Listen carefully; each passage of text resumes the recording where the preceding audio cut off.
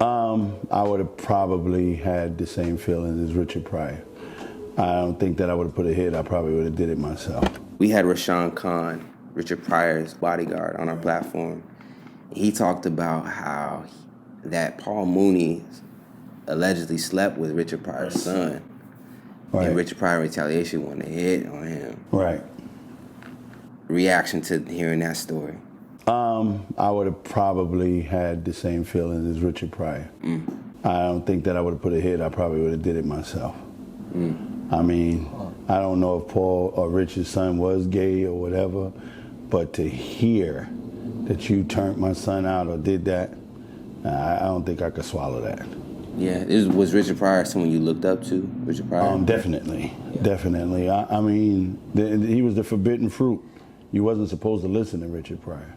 And of course, when I was listening to him, I had no idea I was going to be a comedian. I was young on the streets, and it was just about Richard Pryor and Red Fox was basically introduced to us younger generation of kids because it was something that you wasn't supposed to do.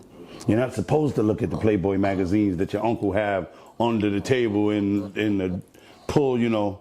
You're not supposed to, but we kids, we did what we wasn't supposed to do. Yeah. And listening to that, it grew. You know, the jokes with Richard Pryor grew, and now you starting, did you hear it? Because everybody's mother had the album or something.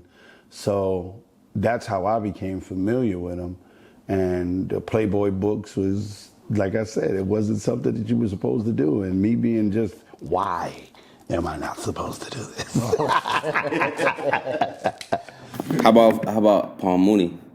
Career. How do I put that?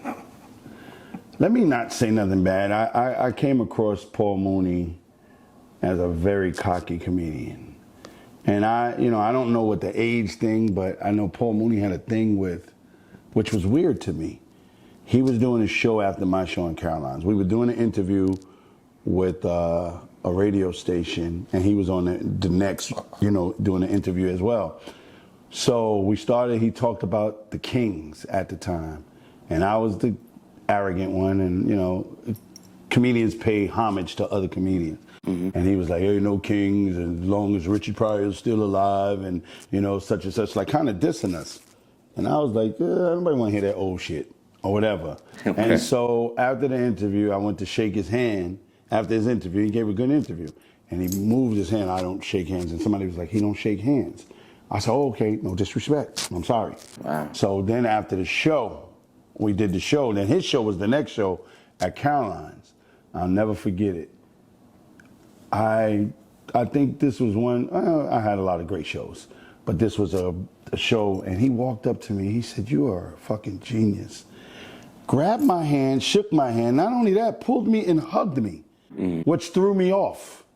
But ever since then, it was always a respect thing. Hey, Paul, hey, Capone, such and such. And he would even come to me and sit with me and talk about jokes. So I don't know how that vibe was. It was definitely, when I first met him, maybe I insulted him, but I seen him never shake people's hands. But after that set, to see him grab my hand, pull me to him and hug me, that was a little weird for me. Yeah, weird. Yeah, very.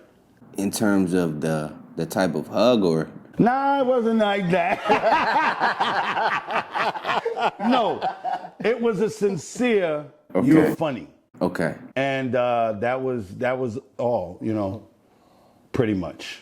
I mean, I heard the stories. I didn't know how true they were, but that was never something to me. I'm not that type of person you could approach like that.